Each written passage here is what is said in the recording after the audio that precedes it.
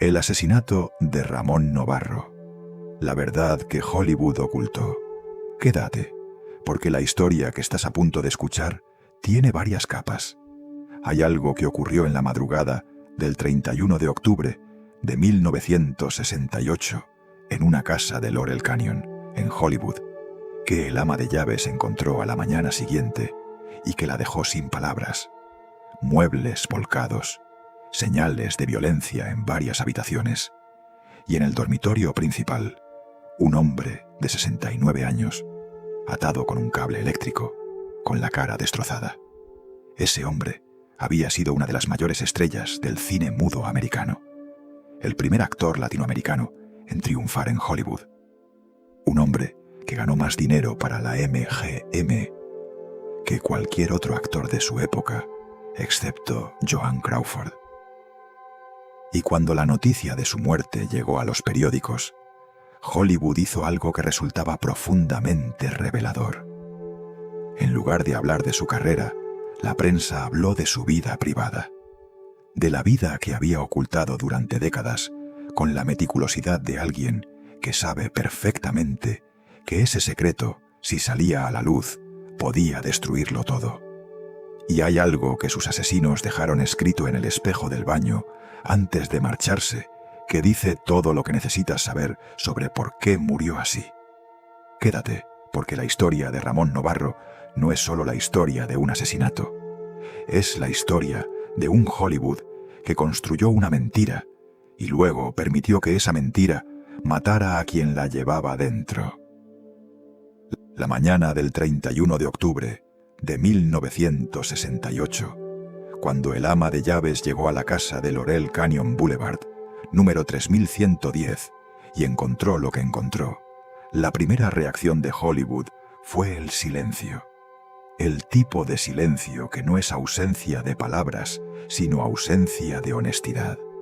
Porque lo que había ocurrido en esa casa la noche anterior era algo que la industria que había construido a Ramón Novarro, que le había dado el nombre, que le había vendido al mundo como símbolo del amor romántico latino, no sabía cómo procesar sin exponer algo que había guardado con mucho cuidado durante décadas. Y lo que siguió al descubrimiento del cuerpo fue, en muchos sentidos, tan revelador como el crimen mismo. El Hollywood de 1968 era un Hollywood en transición. El sistema de estudios que había dominado la industria durante 4 décadas se estaba desintegrando. Los grandes contratos de exclusividad que habían convertido a los actores en propiedad de los estudios durante generaciones eran ya cosa del pasado. La censura del Código Hays, que había regulado lo que podía y no podía mostrarse en pantalla desde los años 30, había sido abolida un año antes, abriendo la puerta a un nuevo tipo de cine más honesto con las complejidades de la vida real. El movimiento de derechos civiles había cambiado la manera en que América hablaba de la raza y de la igualdad. La guerra de Vietnam dividía al país de maneras que la cultura popular no podía ignorar. Y el movimiento por los derechos de las personas diversas, que estallaría abiertamente en los disturbios de Stonewall, apenas 9 meses después de la muerte de Novarro, estaba acumulando una presión que el mundo todavía no sabía exactamente cómo procesar. Era un mundo a punto de cambiar, un mundo donde la muerte de Ramón Novarro llegó justo antes de que ese cambio se hiciera visible.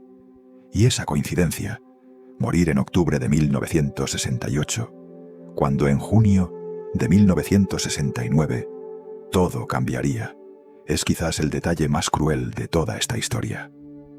Novarro vivió toda su vida adulta en el momento anterior, en el momento en que no había espacio para ser quien era sin pagar un precio enorme.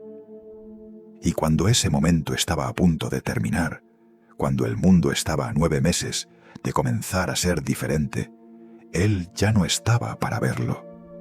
Hay algo en eso que resulta imposible de leer sin sentir el peso de lo que significa llegar tarde a un mundo que finalmente habría tenido espacio para ti.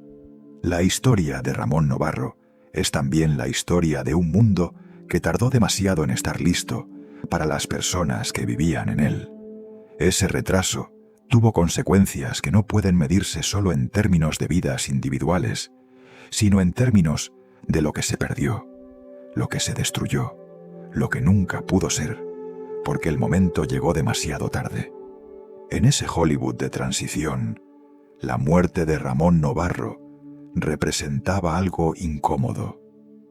Era la muerte de un hombre que pertenecía a una era anterior, al Hollywood del cine mudo y de los contratos de estudio y de las ficciones públicas cuidadosamente construidas. Pero la manera en que había muerto y las circunstancias que el juicio posterior sacaría a la luz pertenecían al debate que ese nuevo Hollywood todavía no sabía cómo tener. Pero antes de llegar a esa noche, antes de contarte exactamente qué pasó en esa casa y por qué, y antes de contarte las cosas que Hollywood ocultó y que el juicio revelará de maneras que nadie había anticipado, necesitas saber quién era Ramón Novarro. No el símbolo, el hombre. José Ramón Gil Samaniego nació el 6 de febrero de 1899 en Durango, una ciudad del noroeste de México. Su familia era acomodada y de tradición culta. El padre era dentista con consulta próspera. La madre venía de una familia terrateniente con raíces en la aristocracia criolla. Los Samaniego eran personas de posición en una ciudad de provincias, donde la posición importaba de maneras que hoy resultan difíciles de imaginar. Ramón, que desde pequeño mostraba una inclinación artística que asombraba a los que lo rodeaban, creció en ese ambiente donde la música, el canto y el arte eran valorados como parte de la formación de una persona cultivada. Aprendió piano, estudió canto, memorizaba escenas de obras de teatro que su madre leía en voz alta por las noches. Desde muy pequeño era evidente que había en ese niño algo que no encajaba exactamente en el destino convencional que Durango ofrecía a los hijos de buenas familias. Era también primo de Dolores del Río. La familia extendida de los Samaniego incluía a varios miembros que eventualmente encontrarían su camino hacia el mundo del espectáculo. Pero Ramón sería el que llegaría más lejos, el que convertiría ese talento en algo que el mundo reconocería durante décadas.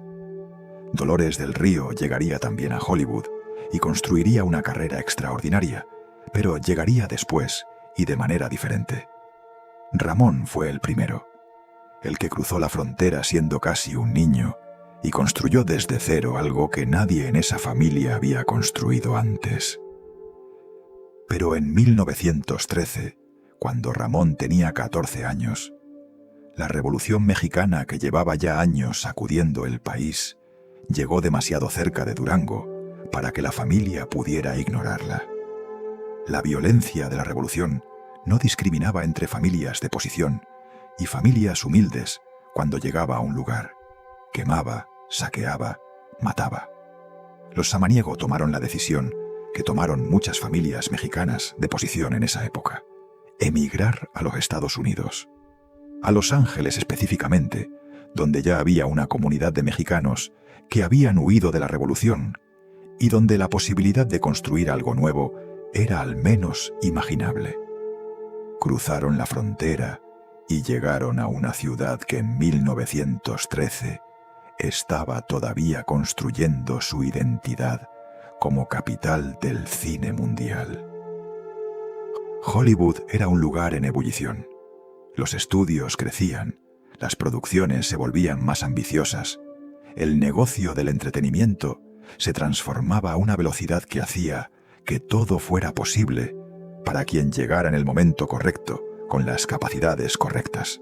Para un adolescente con talento artístico y con nada que perder, Los Ángeles de 1913 era exactamente el lugar donde lo imposible podía convertirse en posible. La familia Samaniego llegó sin saber exactamente qué encontraría. Lo que encontró fue una ciudad en construcción, un negocio en expansión y la posibilidad de que alguien con el talento correcto pudiera construir algo desde cero. Eso era suficiente para empezar. Ramón Samaniego tenía 14 años cuando llegó a Los Ángeles. Tenía talento para la música, para el canto, para el baile.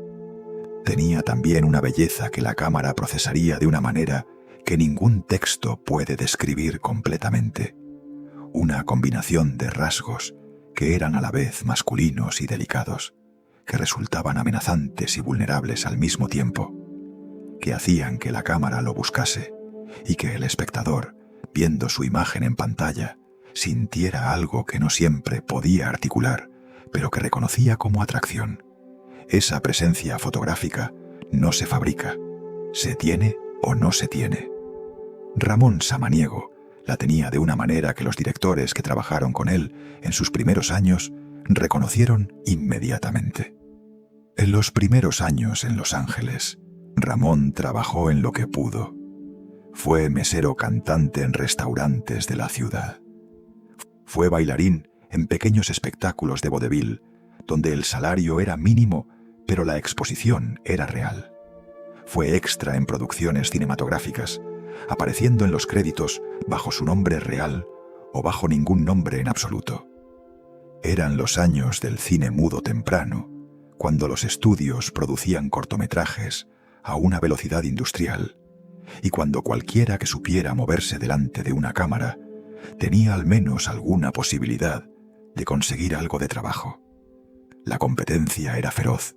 Los que llegaban de todo el mundo con el sueño de convertirse en algo eran miles. Los que lo conseguían eran una fracción mínima de esos miles. Ramón Samaniego fue uno de los que lo consiguieron. Y la razón por la que lo consiguió no fue solo el talento y la apariencia, aunque ambos fueron esenciales. Fue también la determinación específica de alguien que no tenía ningún plan alternativo, que había llegado a Los Ángeles siendo un adolescente y había entendido que en ese mundo o construías algo o no eras nada. Esa determinación, que los que lo conocieron en esos primeros años describían como algo que se percibía en cada conversación con él, es también parte de la historia. No era el tipo de determinación ruidosa que se anuncia a sí misma. Era la determinación silenciosa de quien ha decidido algo y no tiene ninguna intención de cambiar de opinión. El momento que cambió todo llegó a través de Rex Ingram, uno de los directores más respetados de la época. Ingram era un hombre con un ojo extraordinario para el talento físico y dramático, y cuando vio a Ramón en una producción menor, entendió que había ahí algo que podía usarse. Lo contrató para un papel de villano en El prisionero de Zenda en 1922. Le sugirió que cambiara su nombre, que José Ramón Gil Samaniego sonaba demasiado específicamente mexicano para un mercado que prefería lo exótico sin identificación nacional precisa. Ingram propuso Novarro, un nombre que sonaba español, mediterráneo, vagamente europeo, que no decía exactamente de dónde venía el hombre que lo llevaba y que por tanto podía ser cualquier Latin lover que la audiencia necesitara que fuera.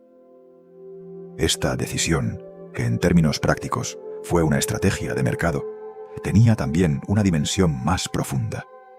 Al convertirse en Ramón Novarro, el joven de Durango borraba parte de su origen concreto para poder encarnar algo más amplio. Una paradoja que lo acompañaría toda su vida. Ramón Novarro. Con ese nombre actuó en Scaramouche en 1923, su primer éxito importante, donde interpretaba a un espadachín aventurero en la Francia de la Revolución, con el que las audiencias femeninas de todo el mundo se enamoraron de manera inmediata y masiva. Era el tipo de papel que explotaba exactamente lo que Novarro podía ofrecer en pantalla. Movimiento físico, presencia, esa mezcla de fuerza y vulnerabilidad que la cámara capturaba de maneras que otros actores no podían replicar. Y con ese nombre consiguió el papel que lo convertiría en una de las mayores estrellas del cine mudo americano Judá Ben-Hur, en la adaptación de la épica bíblica de 1925. La producción de Ben-Hur fue una de las más caóticas y más costosas de toda la historia de Hollywood hasta ese momento. Había empezado con otro director, Charles Bravin, y con otro actor protagonista, George Walsh, en localizaciones en Italia donde todo salía mal. El presupuesto se disparaba sin control. Las escenas filmadas no funcionaban. El estudio perdía dinero a un ritmo que alarmaba incluso a los que estaban acostumbrados a las grandes pérdidas de Hollywood. Cuando Irving Thalber, el joven e implacable productor ejecutivo de la MGM, que definiría el lenguaje del Hollywood clásico, tomó la decisión de parar todo, cambiar el director por Fred Niblo y el protagonista por Ramón Novarro, estaba apostando por salvar una inversión desastrosa. Y Novarro ganó esa apuesta de una manera que nadie en el estudio había anticipado completamente.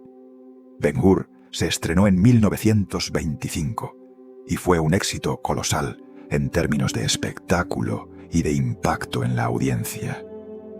El costo total de producción rozó los $4 millones, convirtiéndola en la película silente más cara hasta ese momento.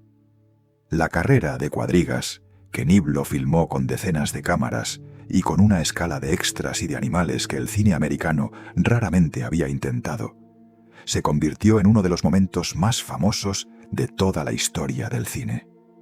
John y Lionel Barrymore, Joan Crawford, Douglas Fairbanks, Harold Lloyd, Carole Lombard, Myrna Loy y Mary Pickford eran extras en esa escena. No figuras principales. Extras. Eso dice algo sobre la escala de la producción.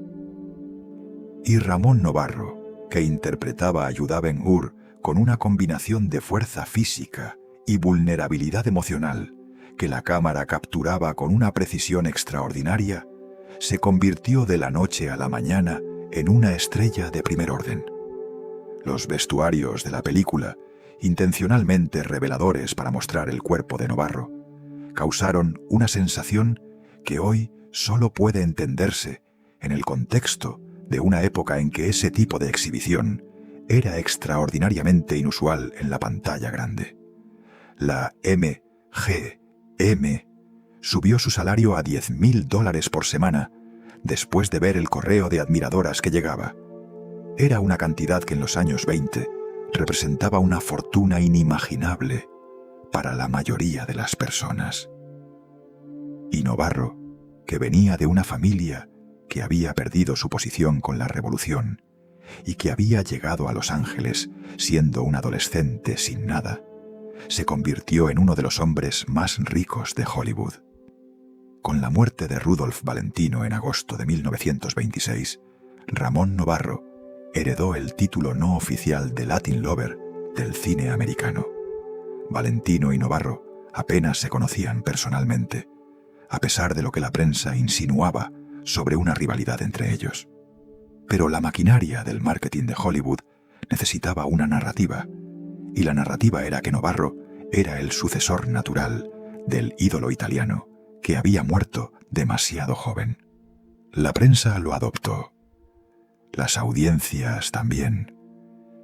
Y Novarro, que era un artista mucho más completo de lo que esa etiqueta sugería, asumió el papel porque la etiqueta abría puertas que de otro modo habrían permanecido cerradas. Hay algo que resulta importante entender sobre esa etiqueta de Latin Lover que la prensa le colgó y que el público adoptó con entusiasmo. En los años 20, ese arquetipo representaba algo que el cine americano no había ofrecido antes de la misma manera. No era el héroe americano convencional. Era algo más oscuro, más ambiguo, más cargado de una tensión que el espectador sentía sin poder siempre nombrar. Y Novarro lo habitaba con una naturalidad que tenía sus raíces en algo real, en una complejidad interior, que la cámara captaba sin que él tuviera que fabricarla. En los años que siguieron a Ben-Hur, Novarro protagonizó una serie de películas que consolidaron su posición como uno de los actores más taquilleros de la MGM. El príncipe estudiante de Old Heidelberg, en 1927, dirigida por Ernst Lubitsch, junto a Norma Shearer, en una de las mejores comedias románticas del cine mudo. Hacia Singapur, en 1928, junto a Joan Crawford, una serie de swashbucklers y dramas románticos que lo mantenían en las páginas de las revistas de fans de todo el mundo. Era también un artista completo. Cantaba en conciertos en Europa y América Latina, donde las audiencias lo recibían con la misma intensidad que en los cines. En esa época de su vida, Ramón Novarro era exactamente lo que la MGM decía que era: el hombre más deseado del mundo del entretenimiento internacional. Pero detrás de esa imagen pública, detrás del Latin Lover que la MGM vendía en cada cartel y en cada artículo de revista de fans, había algo que Ramón Novarro cargaba en silencio desde los primeros años de su vida adulta. Algo que el Hollywood de los años 20 no tenía ningún mecanismo para manejar, excepto la negación total. Algo que definiría toda su vida, que lo llevaría al alcoholismo, que lo mantendría en un estado de conflicto interior constante durante décadas, y que finalmente, en la noche del 30 de octubre de 1968, jugó un papel en su muerte.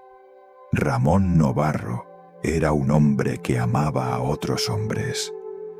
No era un secreto en los círculos de Hollywood, donde los que lo conocían de cerca lo sabían.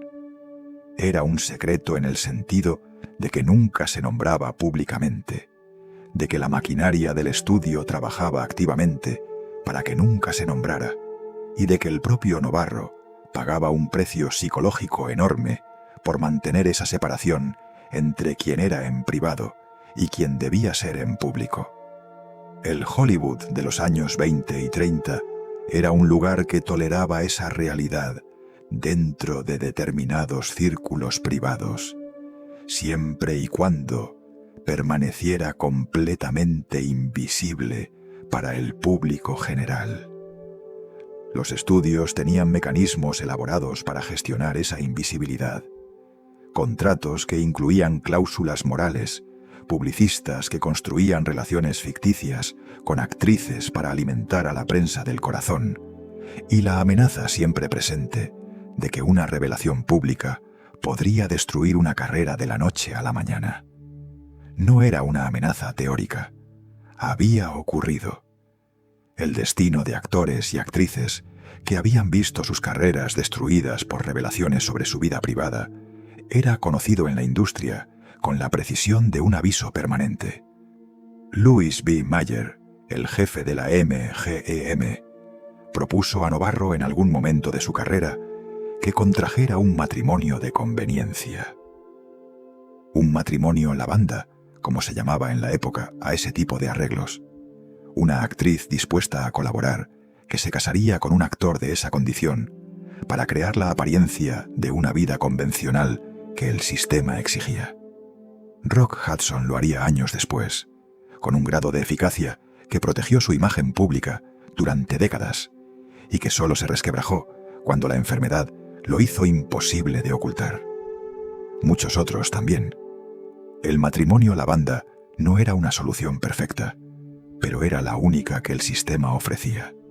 Significaba renunciar a la posibilidad de una vida emocional auténtica a cambio de la posibilidad de seguir trabajando, seguir siendo visible, seguir siendo algo más que un nombre en los créditos de una película que nadie volvería a ver. El matrimonio lavanda era una solución que la industria había normalizado hasta el punto de que los que lo rechazaban eran los que resultaban inusuales. Novarro se negó. Era una negativa que decía algo sobre su carácter y también sobre sus límites. No estaba dispuesto a llevar la mentira hasta ese extremo. Podía mantener el silencio sobre quién era. Podía no confirmar ni desmentir los rumores. Podía comportarse en público de maneras que no confirmaran lo que la prensa sospechaba. Pero construir una ficción tan elaborada como un matrimonio falso, invitar a otra persona a compartir esa ficción, vivir durante años dentro de una mentira que afectaría no solo su propia vida, sino la de otra persona. Eso era algo que no estaba dispuesto a hacer. La consecuencia de esa negativa fue permanecer en el ambiguo territorio del soltero empedernido, que la prensa miraba con una mezcla de fascinación y de sospecha. Los rumores circulaban en los círculos de Hollywood con la eficiencia de una pequeña ciudad donde todos se conocen. La industria los ignoraba, mientras Novarro siguiera siendo taquillero. Y Novarro los ignoraba también, intentando gestionar la contradicción entre lo que era y lo que se suponía que debía ser, con la única herramienta disponible: el silencio. El silencio tenía un coste que no era solo psicológico, sino también profundamente personal. Novarro era un católico devoto, de una manera que sus amigos más cercanos describían como genuina e intensa, no superficial ni convencional.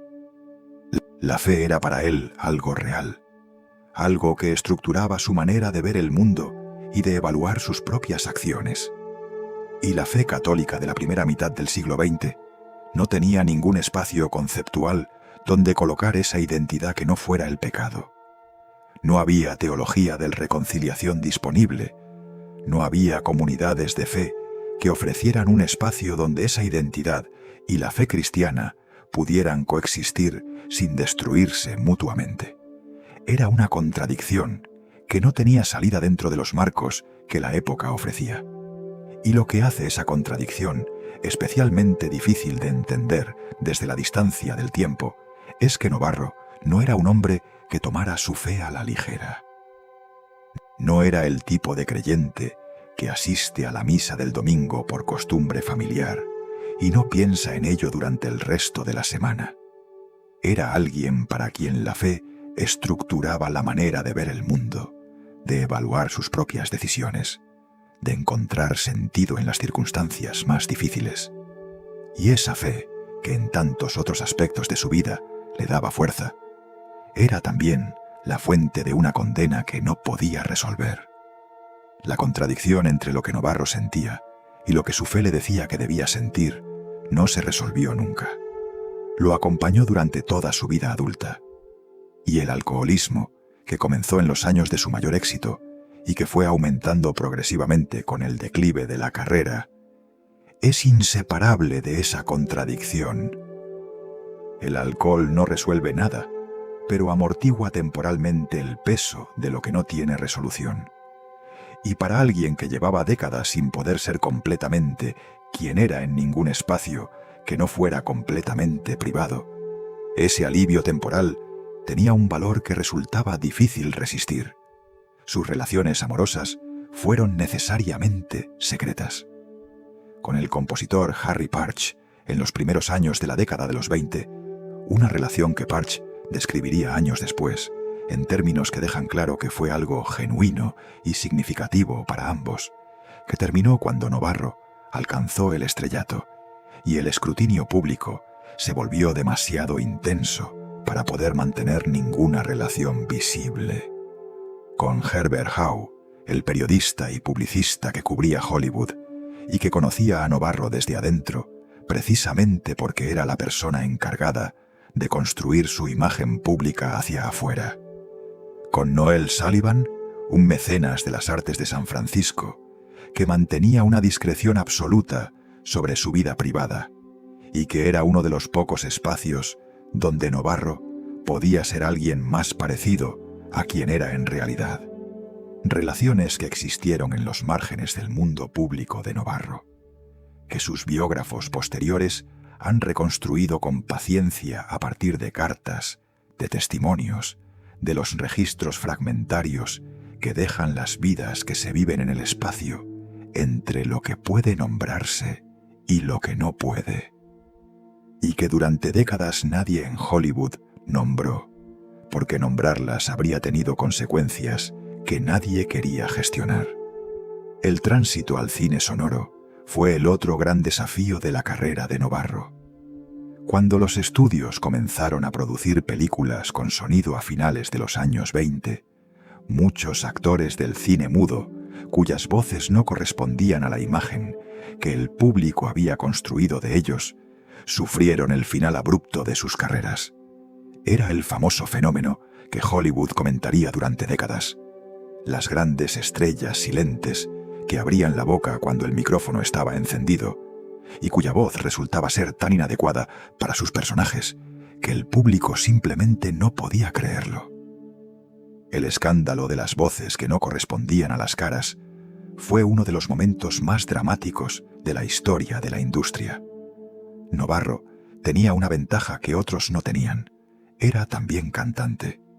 Había entrenado su voz durante años con la aspiración de una carrera operística que Hollywood finalmente no le dejó tener. Esa aspiración lírica se convirtió en la herramienta que lo salvó de la extinción que se llevó a tantas otras estrellas del cine mudo. Y esa voz, un tenor entrenado y con proyección y con una suavidad específica que la cámara de sonido captaba de manera favorecida, le permitió hacer el tránsito al sonoro sin el trauma que hundió a otros. Pero había otro factor que limitaría su carrera en el cine sonoro: el acento. El inglés de Novarro tenía un acento español que en pantalla, cuando la audiencia podía escucharlo, creaba una distancia entre el actor y ciertos tipos de personaje que en el cine mudo no existía. Los papeles que le ofrecían tendían a explotar su exotismo: isleños del Pacífico, nobles centroeuropeos, figuras de Oriente Medio. Nunca interpretó a un personaje mexicano, algo profundamente irónico. El primer actor mexicano en triunfar en Hollywood nunca pudo interpretar en pantalla a alguien de su propio país. Su primera película sonora fue Devil May Care, en 1929, un musical que mostró que su voz funcionaba en pantalla y que su carisma no dependía del silencio. Y luego vino Mata Hari en 1931, junto a Greta Garbo, que fue el mayor éxito de su carrera en el cine sonoro. Novarro junto a Garbo era algo que la pantalla procesaba de una manera que hacía que la sala entera contuviera la respiración. Dos presencias magnéticas de tipos completamente diferentes que generaban juntas una electricidad que el director Clarence Brown capturó con una precisión que los críticos de la época no supieron exactamente cómo describir, pero que todos reconocían como extraordinaria. Pero el mercado para los Latin Lovers estaba cambiando. La audiencia de los años 30 quería algo diferente de lo que había querido en los años 20. Las audiencias de la depresión querían historias de personas reconociblemente americanas en situaciones reconociblemente americanas. El tipo de personaje que Novarro encarnaba mejor, el galán de otro lugar, el extranjero seductor, estaba perdiendo su atractivo comercial. Cuando su contrato con la MGM expiró en 1935, el estudio decidió no renovarlo. Era una decisión que Novarro vivió en privado como un golpe más profundo de lo que admitía públicamente. Después de haber ganado más dinero para la MGM que cualquier otro actor de su generación, excepto Joan Crawford. Después de haber sido la carta de presentación del estudio en los mercados internacionales durante una década. El estudio no renovó su contrato. Hay quienes especulan que la decisión tuvo que ver también con el secreto a voces de su identidad privada, que en los años 30 empezaba a ser más difícil de gestionar para un estudio que necesitaba que sus estrellas fueran percibidas como románticas por audiencias convencionales. Novarro nunca habló de ello en esos términos, pero la cronología resulta sugestiva. La reinvención fue complicada y parcialmente exitosa. Hizo películas en México, donde era tratado como una leyenda viviente y donde las audiencias lo recibían con una calidez que Hollywood ya no le daba. En México era Ramón Samaniego de Durango, el chico de la familia que había cruzado la frontera y había conquistado Hollywood. Era un orgullo nacional en el sentido más concreto del término. Alguien que había salido de ese país siendo un adolescente y que había demostrado al mundo entero que los mexicanos podían ser estrellas de primera línea en el cine más importante del planeta.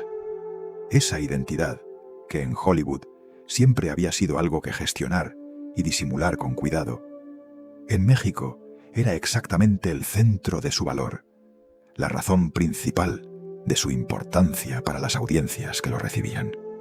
Hizo papeles secundarios en producciones americanas de bajo presupuesto, intentando mantenerse activo en una industria que lo había construido y que ahora parecía no saber muy bien qué hacer con él. Intentó Broadway en los años 60, un proyecto que nunca llegó a materializarse completamente. Y en los últimos años de su vida se convirtió en uno de esos rostros reconocibles del Hollywood clásico que aparecían periódicamente en series de televisión como invitados especiales.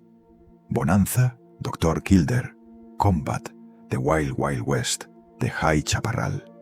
Era una manera de seguir trabajando, de seguir siendo visible, de seguir siendo algo más que solo una referencia en los libros de historia del cine.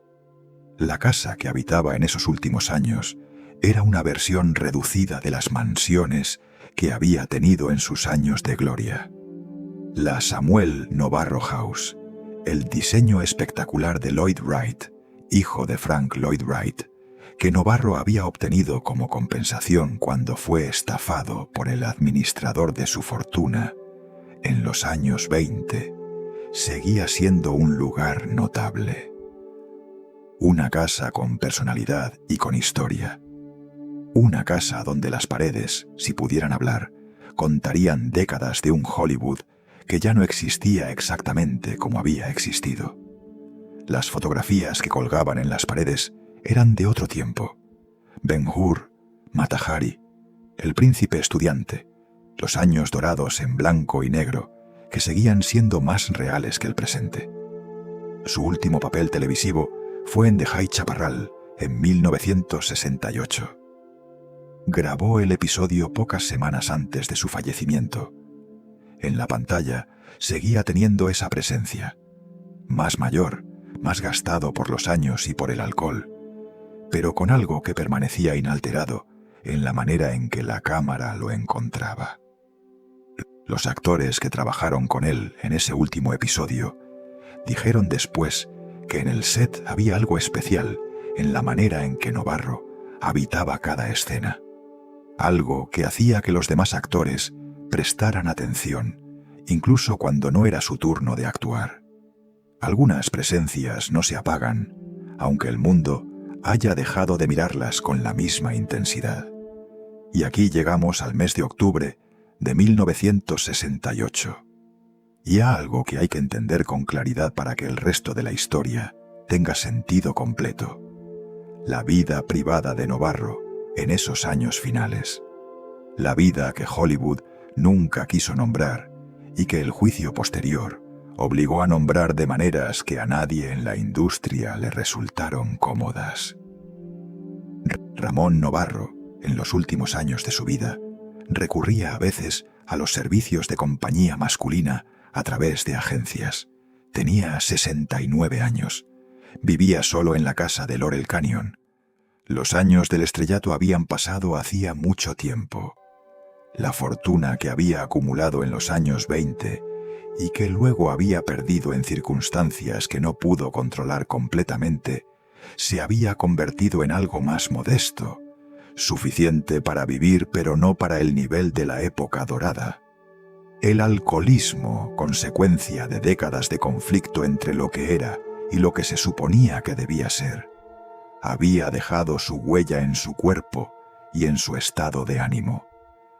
Era una persona que seguía siendo reconocida en los círculos de Hollywood, que seguía teniendo una presencia social que le importaba, pero que era también alguien que llevaba décadas viviendo una vida dividida y que en la privacidad de su casa ya no tenía ninguna razón para mantener todas las divisiones que el mundo exterior le había impuesto durante sus años de estrellato. La casa de Laurel Canyon era discreta. El barrio era discreto. En el Hollywood de 1968, Laurel Canyon era el lugar donde vivían actores, músicos, escritores que valoraban la privacidad y que no necesitaban la visibilidad ostentosa de las mansiones de Beverly Hills. Era un mundo aparte, encajado entre las colinas, con casas que no siempre se veían desde la calle y donde la vida de los que la habitaban no era tan pública como en otras partes de Los Ángeles. Para Novarro, que había pasado décadas siendo una figura pública, que sabía que cada uno de sus movimientos podía ser observado y reportado, esa discreción tenía un valor que iba más allá de lo estético. Era también el resultado de una vida entera de aprender a vivir en los márgenes de lo visible. Había aprendido desde muy joven que la exposición tenía un precio y que algunas partes de quien era debían mantenerse fuera del alcance de las miradas que no estaban preparadas para verlas. Laurel Canyon era el espacio donde esas partes podían existir con un poco más de libertad. Tom Ferguson tenía 17 años en octubre de 1968. Acababa de llegar a Los Ángeles desde Illinois, donde en marzo de ese mismo año había escapado de un centro de corrección juvenil al que había sido enviado por atacar y robar a un hombre mayor. Era un joven con un historial ya significativo de conflictos con la ley a sus 17 años, alguien que había cruzado al otro lado varias veces y que no parecía encontrar razones para quedarse de este lado. Paul Ferguson, su hermano mayor, tenía 22 años.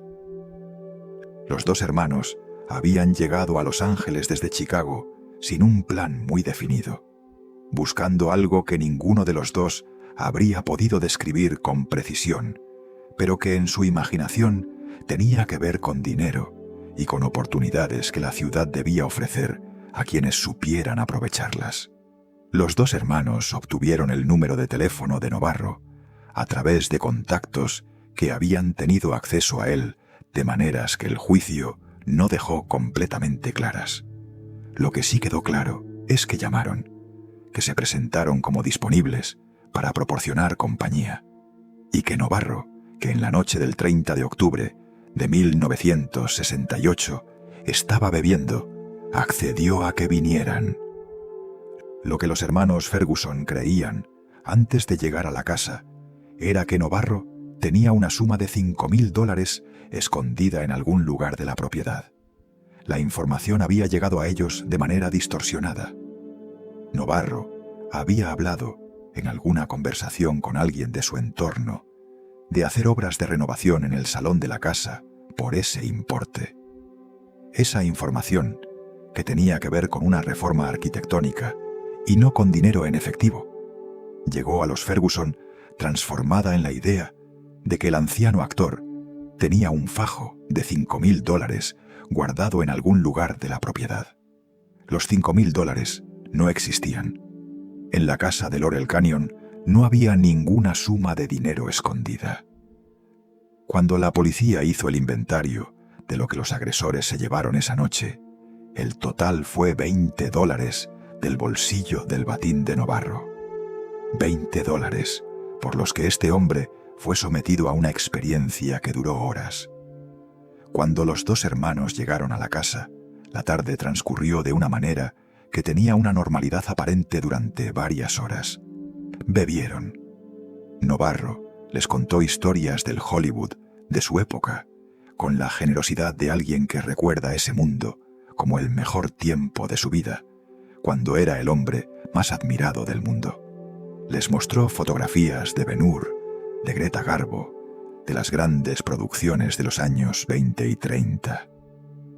Tocó el piano. Los tres hicieron lecturas de la palma de la mano, ese tipo de entretenimiento informal que se hacía en aquella época en Los Ángeles, sin necesidad de creerse demasiado en serio. Paul Ferguson diría después, en una entrevista concedida años más tarde al biógrafo Andrés Soares que Novarro era un contador de historias notable, que en esas horas de conversación el anciano actor había transmitido algo de la energía del Hollywood que había habitado, y que la noche tenía una dimensión que él, Ferguson, no había anticipado. Pero en algún momento de la noche, el alcohol que los tres habían estado bebiendo, combinado con la decisión de los Ferguson de exigir el dinero que creían que existía en algún lugar de esa casa, cambió todo lo que había venido antes. Lo que la tarde tenía de conversación y de fotografías y de lecturas de manos dejó de existir. Lo que quedó fue otra cosa completamente diferente.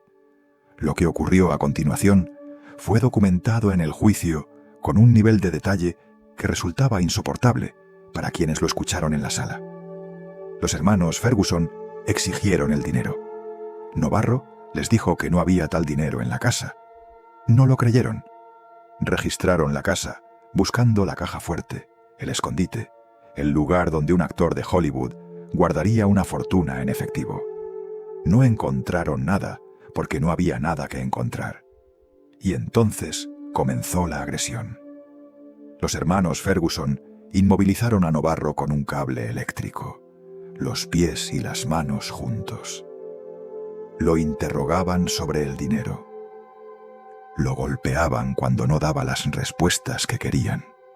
Lo llevaron al baño y lo empaparon con agua fría para que recuperara la conciencia cuando la perdía, para poder continuar preguntándole por el dinero que no existía. Durante todo ese proceso, según los testimonios recogidos en el juicio, Novarro rezaba en voz alta. Pedía a Dios que lo ayudara. El hombre que había pasado toda su vida intentando reconciliar su fe con quien era, que había confesado su identidad a sacerdotes que le daban una indulgencia especial por su condición de celebridad. Rezaba en voz alta mientras dos hombres lo golpeaban buscando un dinero que no estaba ahí. Era un momento que resumía décadas de contradicción. El hombre que la Iglesia le decía que no podía ser, rezando a la Iglesia para que lo salvara de los hombres que lo mataban por ser ese hombre. Thomas Ferguson, el hermano menor, hizo algo durante esa noche que se convirtió en una pieza clave del caso. Llamó a su novia en Chicago. La llamada se realizó desde la casa de Novarro. La novia, Brenda Lee Metcalf, escuchó ruidos al fondo, gritos, y escuchó a Thomas decir algo en el sentido de que Paul estaba probablemente intentando asustarle. La novia testificó en el juicio. Su testimonio, combinado con los registros de la llamada telefónica, fue parte del material que llevó a la detención de los hermanos días después. Una llamada hecha en el peor momento posible, desde la escena de un crimen, que resultó ser la pieza que rompió el caso y que convirtió lo que podría haber sido un crimen sin resolver en uno de los juicios más comentados del verano de 1969 en Los Ángeles. Le agredieron físicamente en la cabeza, en la cara, en el pecho. Usaron un bastón que estaba en la casa, posiblemente un objeto de atrezo de alguna de sus películas, una de las miles de piezas que los actores del cine mudo coleccionaban como reliquias de un mundo que el tiempo había convertido en historia. La autopsia revelaría después una nariz fracturada, contusiones múltiples en diversas partes del cuerpo. El estado de Novarro reflejaba horas de consumo de alcohol. El hombre había estado bebiendo antes de que llegaran los Ferguson y había seguido bebiendo con ellos durante las horas previas a que todo se convirtiera en lo que se convirtió. La causa del fallecimiento fue asfixia. Ramón Novarro falleció como consecuencia de las heridas múltiples en la cara, la nariz y la boca que le impidieron respirar con normalidad. El fiscal del caso, James Ideman, diría en el juicio que Novarro fue sometido a una experiencia que duró horas antes de perder la vida. Antes de marcharse, los hermanos Ferguson escribieron algo en el espejo del baño. El mensaje decía que las personas de su condición merecían lo que les pasaba. Un mensaje deliberado, una firma. No solo un acto de violencia por dinero que había salido mal, sino también una declaración sobre quién era la víctima y por qué, según los que lo mataron, había ocurrido lo que había ocurrido. Tomaron los $20 del bolsillo del batín y salieron de la casa. La policía encontró a los hermanos Ferguson en Bell Gardens unos días después. Tenían ropa nueva, pero ningún bien robado de significación. Las llamadas telefónicas rastreadas, el testimonio de la novia de Thomas y las pruebas forenses de la escena fueron suficientes para llevar el caso a juicio. La mañana del 31 de octubre de 1968 era Halloween. El ama de llaves que llegó a la casa de Laurel Canyon Boulevard a su hora habitual encontró la fachada tal como siempre estaba. Nada desde afuera indicaba que adentro algo estaba completamente mal. Abrió la puerta con su llave. Lo primero que notó fue que el orden habitual de la casa no era el orden habitual. Algo había sido movido, volcado. Fue subiendo. Más desorden en el pasillo. Señales en el suelo de varias habitaciones. Y en el dormitorio principal, el cuerpo de Ramón Novarro, el hombre que había sido Judá Ben-Hur, el hombre que la MGM había convertido en el símbolo del deseo romántico para audiencias de todo el mundo. El hombre que había llegado a Los Ángeles con 14 años huyendo de la revolución y que había construido una de las carreras más extraordinarias que el cine mudo americano produjo. Ahí, en el dormitorio de una casa de Laurel Canyon, en la mañana de Halloween de 1968, la policía de Los Ángeles llegó y acordonó la escena. La noticia comenzó a circular en los círculos de Hollywood con la velocidad específica de una comunidad pequeña que se entera de las cosas antes de que los periódicos las publiquen. Y la reacción de esa comunidad fue exactamente lo que podría esperarse de una industria que había pasado décadas gestionando el secreto de Novarro como si fuera propio. Conmoción genuina por la pérdida de alguien a quien muchos conocían y apreciaban, y una incomodidad específica con los detalles que empezaban a emerger sobre las circunstancias. El caso fue asignado a la División de Homicidios del Departamento de Policía de Los Ángeles. Unos días después, la policía detuvo a Paul y Thomas Ferguson en Bell Gardens. Los cargos fueron presentados en los días siguientes. Cuando la noticia llegó a los periódicos, el New York Times tituló «Ramón Novarro, asesinado en la costa». Protagonizó la película muda Ben-Hur. El Los Angeles Times tituló «Ramón Novarro, estrella de la era del cine mudo, golpeado hasta la muerte». Ambos periódicos contaban el crimen. Pero la manera en que contaban el crimen, los detalles que incluían y los que omitían, decía algo sobre lo que la prensa creía que el público necesitaba saber y lo que creía que el público no necesitaba saber. La vida privada de Novarro, el hombre real detrás del Latin Lover, permanecía en las sombras, incluso en el momento de su muerte, gestionada con el mismo cuidado con que la industria la había gestionado durante 4 décadas de vida pública. La identidad privada de Novarro, el hecho de que había invitado a esos 2 hombres a su casa, la naturaleza de la vida que había llevado durante décadas.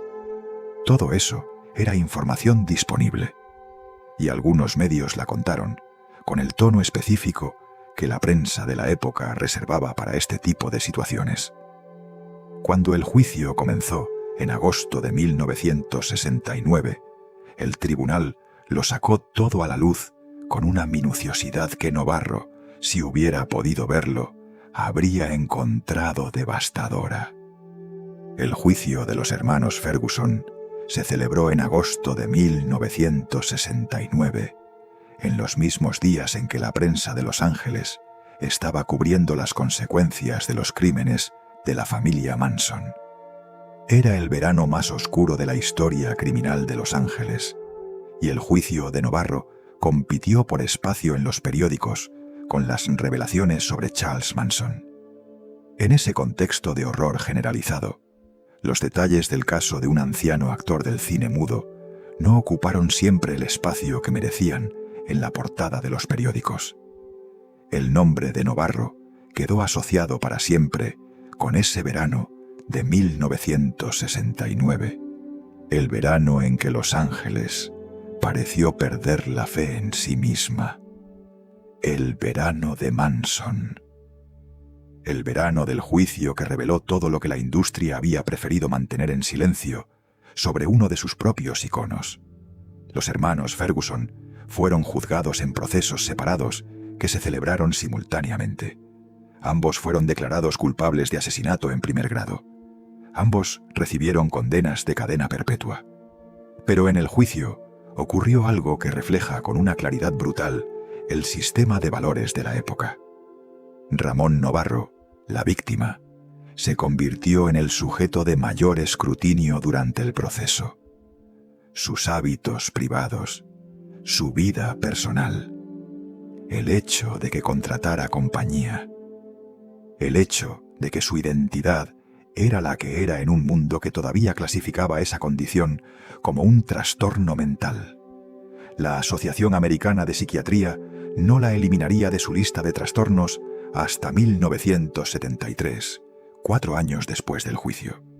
Todo eso fue examinado con una minuciosidad que la defensa usó deliberadamente para construir una narrativa en la que Novarro era, de alguna manera, responsable de lo que le había ocurrido.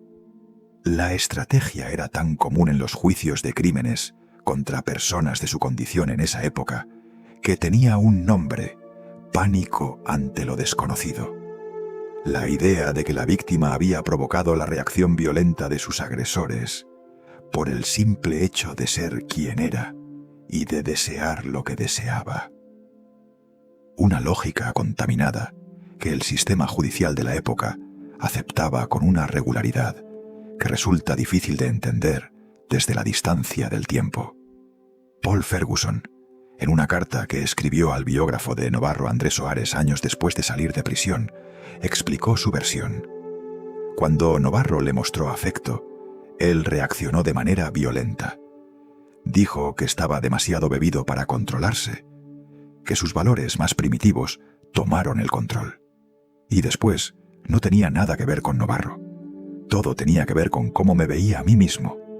La explicación de Ferguson es un documento notable sobre cómo el odio, la vergüenza y la violencia pueden coexistir en una misma persona.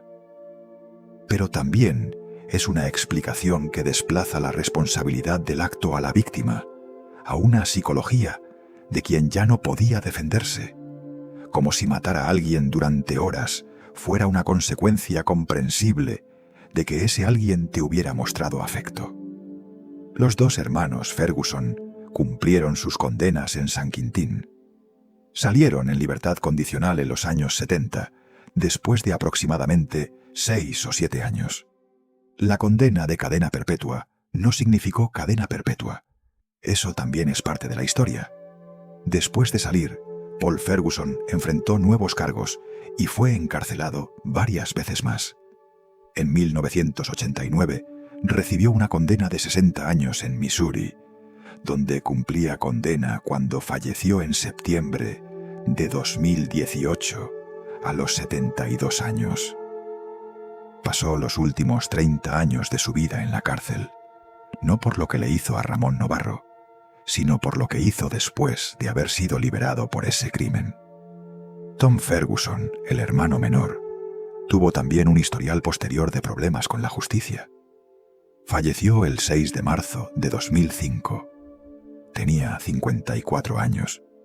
Y ahora hay que decir algo que el mundo del entretenimiento de 1968 no pudo ni quiso decir con claridad: que lo que le ocurrió a Ramón Novarro fue un crimen motivado por el odio, que la escritura en el espejo del baño no era un detalle incidental del crimen, sino una declaración de la motivación, que los hermanos Ferguson no fueron simplemente dos jóvenes que buscaban dinero y que las cosas se salieron de control.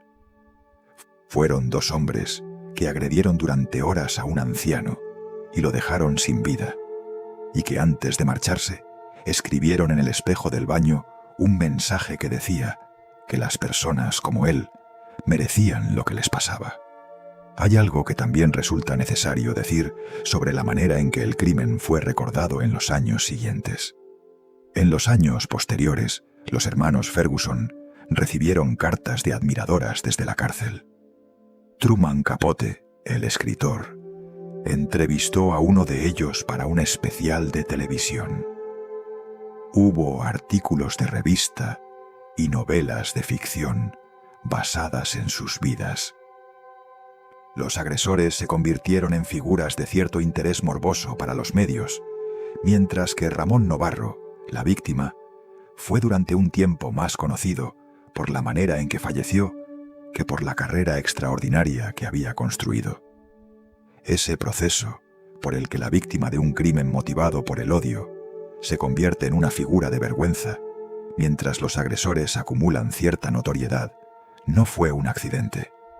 Fue el resultado de una cultura que no tenía las herramientas conceptuales para procesar lo que había ocurrido de una manera que no convirtiera a Novarro en el responsable de su propia muerte. El legado de Ramón Novarro tiene varias dimensiones que el tiempo ha ido poniendo en perspectiva. En el contexto de la historia del cine, fue algo genuinamente sin precedente. El primer actor latinoamericano en alcanzar el estrellato de primera línea en Hollywood. No el primero en aparecer en películas americanas, sino el primero en ser elevado al nivel de símbolo, de ídolo, de la figura masculina que las audiencias de todo el mundo pagaban para ver. Eso no fue un accidente del marketing ni del azar. Fue el resultado de un talento real, de una presencia en pantalla que los directores más exigentes de la época encontraban extraordinaria y de una capacidad para comunicar emoción a través de la imagen que el cine mudo demandaba de sus estrellas de una manera que ninguna otra forma de actuación requería exactamente igual. Y fue también el resultado de la decisión de un adolescente de 14 años que llegó a Los Ángeles sin nada, huyendo de una revolución que había destruido el mundo conocido de su familia y que decidió que convertirse en algo era la única respuesta posible a todo lo que había perdido. Ben-Hur de 1925 sigue siendo una de las películas más ambiciosas y más técnicamente complejas que el cine mudo americano produjo. La carrera de cuadrigas, filmada con decenas de cámaras y con una escala de producción que produjo el espectáculo visual más impresionante que el cine mudo americano había intentado hasta ese momento, es todavía hoy, 100 años después, uno de los momentos más visceralmente emocionantes que ese cine produjo. Y Novarro, en el papel de Judá Ben-Hur, dio una actuación que los críticos contemporáneos que se han tomado el trabajo de revisarla han calificado consistentemente como una de las más completas del período. No la actuación exagerada que el cine mudo a veces producía, sino algo más sutil, más contenido, más moderno de lo que su época requería. Hay un aspecto del legado de Novarro que la historia popular tiende a ignorar en favor de los detalles más sensacionales de su fallecimiento, que fue también una persona de gran generosidad personal. Cuando llegó a tener dinero, sostuvo económicamente a gran parte de su familia durante décadas. Sus hermanos, sus hermanas, parientes que vivían en México y que dependían de él para mantener un nivel de vida que de otro modo habrían perdido cuando la fortuna familiar se agotó con la revolución. Esa responsabilidad la tomó en serio y la cumplió durante toda su vida, incluso en los periodos en que sus propias finanzas fueron menos estables. Era también, según los que lo conocieron personalmente, alguien con un talento genuino para la amistad, que recordaba los cumpleaños, que llamaba cuando sabía que alguien estaba pasando por un momento difícil, que podía pasar horas contando historias del Hollywood que había conocido con un detalle y una gracia que hacían que sus interlocutores no quisieran que las historias terminaran. Hay en los testimonios de los que lo conocieron en sus últimos años una imagen de alguien que era, fundamentalmente, una persona amable que había vivido dentro de una contradicción impuesta desde afuera durante demasiado tiempo. Su cuerpo está enterrado en el Calvary Cemetery del este de Los Ángeles, en la misma ciudad donde llegó siendo un adolescente de 14 años, huyendo de la Revolución Mexicana, y donde construyó una carrera que el mundo reconoció durante décadas. Tiene una estrella en el Paseo de la Fama de Hollywood, en el número 6350 del Hollywood Boulevard. La Samuel Novarro House, la residencia diseñada por Lloyd Wright, el hijo de Frank Lloyd Wright, que Novarro habitó durante décadas y que hoy es considerada un punto de referencia de la arquitectura de Los Ángeles, sigue existiendo. Son los marcadores físicos de una presencia que el tiempo no ha borrado completamente. Y hay en esa permanencia algo que merece ser reconocido, que el hombre que llegó a Los Ángeles, siendo un adolescente sin nada, huyendo de una revolución que había destruido el mundo de su familia, dejó en esa ciudad huellas que siguen existiendo décadas después de su muerte. La estrella en el Boulevard, la casa de Lloyd Wright, la tumba en el Calvary Cemetery. 3 puntos en un mapa que trazan el arco de una vida extraordinaria que el mundo recordó durante décadas y que luego, durante demasiado tiempo, recordó solo por las razones equivocadas. El trabajo de la historia honesta es invertir esa proporción, hablar de lo que construyó tanto como de cómo terminó, recordar al artista tanto como a la víctima, y no permitir que el silencio que lo rodeó en vida se convierta también en el silencio que lo rodea en la memoria. Los disturbios de Stonewall, que comenzaron en junio de 1969, 9 meses después de la muerte de Novarro, cambiaron para siempre la manera en que el movimiento por los derechos de las personas diversas se organizaba y se presentaba públicamente en los Estados Unidos. Si Novarro hubiera vivido hasta ese momento, habría tenido 70 años. Habría visto un mundo que empezaba a cambiar en una dirección que habría hecho su vida radicalmente diferente si hubiera llegado a vivirla en ese nuevo contexto. No llegó a verlo. Murió 9 meses antes de que comenzara ese cambio, en las circunstancias que conoces ahora. La historia de Ramón Novarro no es la historia de un hombre que tomó malas decisiones. Es la historia de un hombre que vivió dentro de un sistema que no le dejó ninguna buena decisión disponible, que rechazó el matrimonio de conveniencia porque había un límite que no estaba dispuesto a cruzar, que mantuvo el silencio porque el silencio era la única protección que el sistema le ofrecía, que buscó conexión humana en los espacios que ese sistema le dejaba disponibles porque los otros espacios le estaban cerrados, y que cuando ese sistema finalmente lo dejó sin protección, 2 hombres con odio en el corazón encontraron la manera de llegar hasta él y de quedarse con los $20 que tenía en el bolsillo del batín. Eso es lo que Hollywood ocultó, la historia de un hombre que vino de Durango con 14 años y que construyó algo que el mundo no olvidará, que pagó por ello un precio que el mundo prefirió no ver, y que falleció una noche de Halloween a los 69 años en la oscuridad de una vida que el sistema que lo había hecho famoso nunca le permitió vivir completamente a la luz. Recuerda ese nombre, Ramón Novarro, el primero de muchos que vinieron después. Si la historia de Ramón Novarro y la verdad que Hollywood ocultó durante décadas te impactó como nos impactó a nosotros, suscríbete al canal para no perderte nada. El próximo video hablará sobre otra figura cuya historia completa el mundo del entretenimiento lleva décadas prefiriendo no contar, porque esa historia también merece ser contada completa y sin el silencio cómodo que la protege.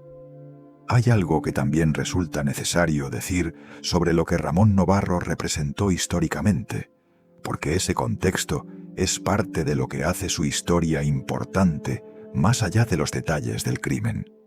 Fue el primer actor latinoamericano en alcanzar el estrellato de primera línea en Hollywood, en una época en que eso era prácticamente inconcebible. El sistema de Hollywood en los años 20 tenía una jerarquía implícita que colocaba a los actores de origen anglosajón en la cima y a los demás en posiciones de soporte o de exotismo caricaturesco. Novarro rompió esa jerarquía de una manera que ningún actor latinoamericano había logrado antes, y lo hizo sin renunciar a sus raíces de una manera fundamental, aunque sí tuvo que cargar con el peso del nombre inventado y de la identidad construida que el estudio le impuso. No era Ramón Samaniego de Durango, era Ramón Novarro, el Latin Lover de ningún lugar específico, que podía ser de cualquier parte que la audiencia necesitara que fuera. La paradoja de haber tenido que borrar su origen concreto para poder convertirse en el símbolo de todo lo latino es una paradoja que los actores latinoamericanos de las generaciones siguientes reconocerán con una amargura que también es parte del legado. Ese precedente tuvo consecuencias que duran hasta hoy y que la industria raramente reconoce con honestidad. Los actores latinoamericanos que llegaron después, en cada generación, llegaron a un Hollywood donde Ramón Novarro había demostrado que era posible ser una estrella de primera línea sin ser de origen anglosajón. Ese es un legado que la industria raramente reconoce de manera explícita, pero que existe en la historia del cine americano, con una claridad que los investigadores han documentado.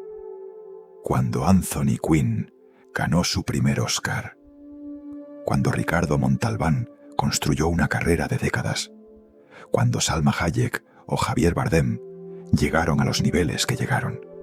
Cada uno de ellos caminó por un camino que Novarro había abierto, sin que nadie lo reconociera, siempre con ese nombre.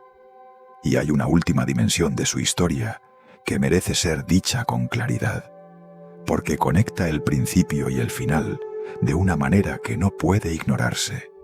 Ramón Novarro llegó a Los Ángeles a los 14 años huyendo de la violencia de la Revolución Mexicana.